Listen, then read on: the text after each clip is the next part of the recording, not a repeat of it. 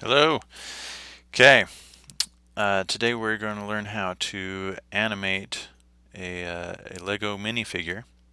So we've already got him rigged with this skeleton in here, and I'm going to show you how to make a quick little movie that shows how you can animate his arms and legs. All right. So first of all, down here in the timeline, we just want this to be short. Right now it's set to be 250 frames long. See down here at the bottom, start 1 and 250. So that means if you're going at 24 frames a second, it's going to be about 10 seconds long. Let's just shorten that down. Let's do 24 here. Okay, so start at 1, end at 24. It'll be 1 second long. Okay, nothing big.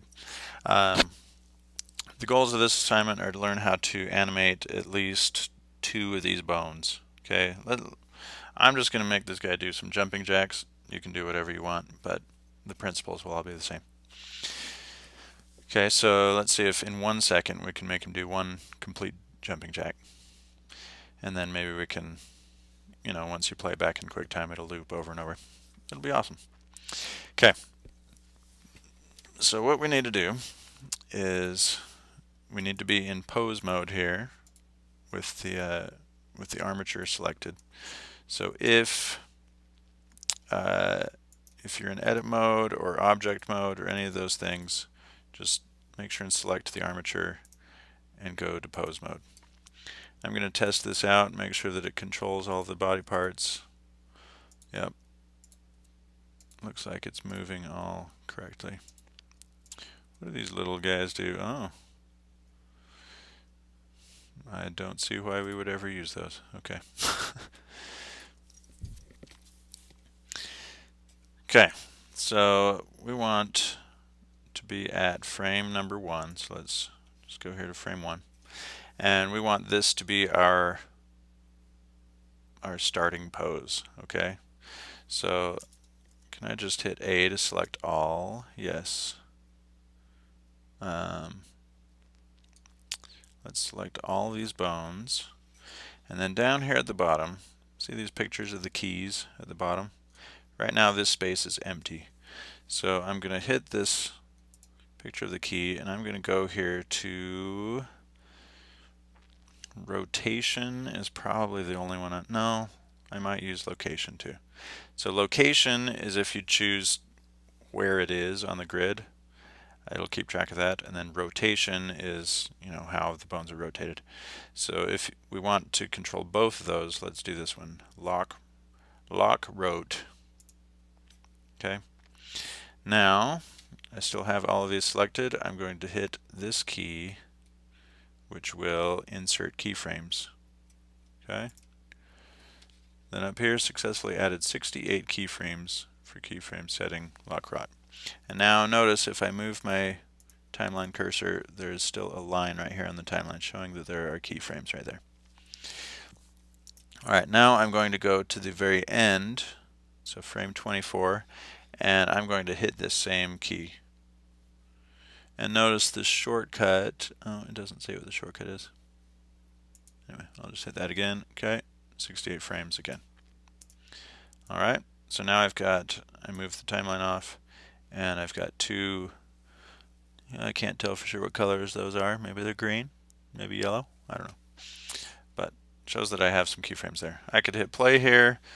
Nothing's going to change because I haven't changed them at all. Alright, now let's go to the middle here, which would be frame 12, I guess. So I'll just type in frame 12. Okay, now is where we can change the position of some of these.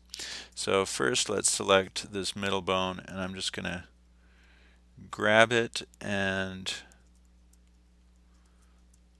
let's see, if he's doing jumping jacks, it's not going to be exact. I'm going to move him up a little bit.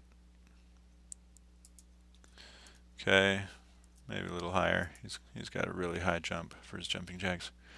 Okay, so, and then once I've got it in the position I want, I need to make sure, and I can either click on this key again, or as long as my mouse is in this area, I can hit I on the keyboard, I for insert. Boom, so I actually added 7 keyframes. That's because I only have the spine selected. So now if I play this back,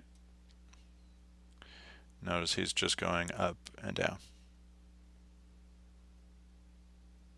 Okay, now I want to get to the exact spot where I have him at the top of the arc.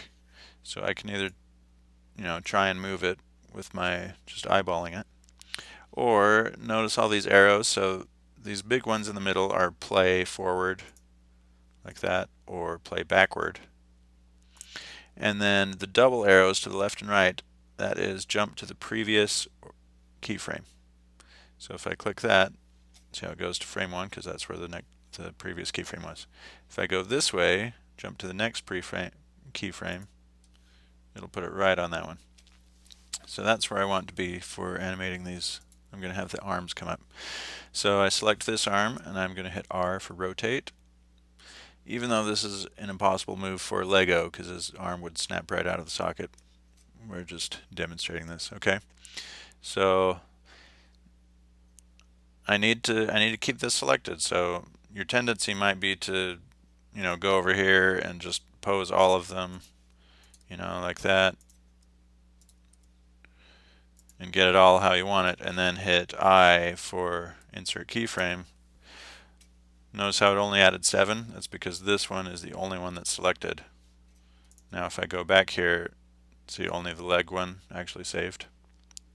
Okay, so I'm going to go back to that keyframe spot, and now I'll rotate these up again and make sure and hit I as soon as I do it. So just I, insert keyframes, then select the other arm, rotate up, hit I, select this leg, rotate it that way, hit I.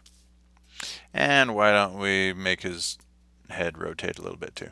I don't want it to tilt like that, because that's, especially if his neck pokes through, that's really weird. So I'm just going to hit R and then also hit Z for the Z axis. So now he only rotates on the Z axis. Let's put him right there. And then hit I. Okay, so now all those keyframes are saved. Now if I hit play on that,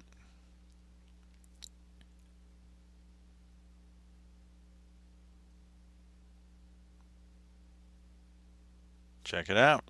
Looks pretty good. Okay, it's playing a lot slower than it will in real life. This is lasting 5 seconds or something. That's because it's using a lot of the computer's processor to calculate all this.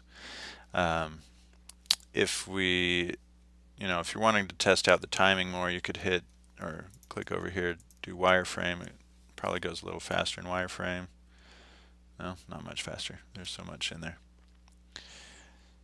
So it's kind of hard to see exactly how fast it's going to go until you actually render it. Okay, now this is important. To make it a movie, you need to look at your render settings here. So make sure you're set on render settings. First, we want to choose where this is going to go, because by default it just goes to your temporary folder, which most of you students on the school computers don't even have access to that folder, so you wouldn't be able to find it afterwards. So let's change its location. I'm just going to put this on the desktop and make sure and give it a name, Lego jumping. Okay, and add your name to it so I know who's turning this in. Okay, now I scroll down, there it has the destination. Okay, now we want this to be, I don't care about how high quality this is. 10 should be fine for this one. We do not want AVI raw. We want QuickTime. I think that's what we want. No. Yeah, we want H.264. H.264 is the one we want. And then that creates this encoding thing. And then in the presets, I'm sorry this is complicated, but that's the way it rolls. This way it'll make a file that's playable on both Macs and PCs. Okay, so encoding needs to be, or this one is H.264, and encoding you choose QuickTime. Codec should also match that. Everything else should be fine. Okay, Now we hit animation, and it will height not divisible by 2. What does that mean?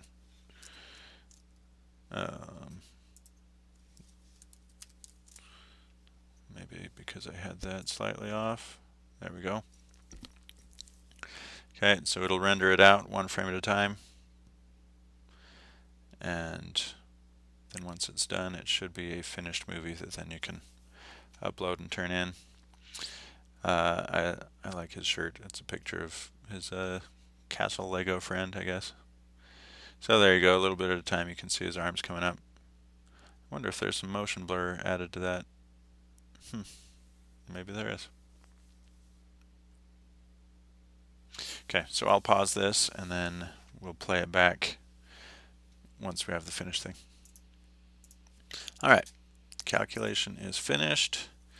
So let's escape out of that and let's hide this guy. Where did I save that to? Right here on my desktop. Let's play this and see what it looks like. Okay, so notice it's just 1 second long. If you want it to loop, go up here to View and turn looping on, and then it'll go over and over. Okay, not bad. Not super realistic as to how a real Lego would move, but who cares? We're just messing around for now. So play around with animation, adding keyframes and testing out how they can move the bones, and we'll get into more complicated stuff in the next one. See you then.